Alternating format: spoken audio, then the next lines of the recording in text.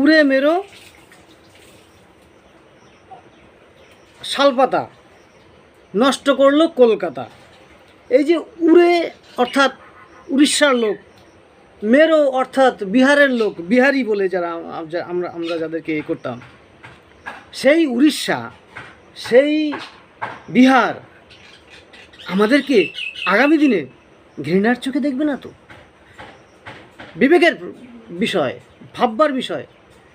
গোটা বিশ্বের কাছে বাঙালির ভাবনা, চিন্তা, চেতনা, তাদের দূরদর্শিতা, তাদের যে চয়েস, বাঙালির যে চয়েস, সেই জায়গায় কোথাও ভাটা পড়ছে না তো?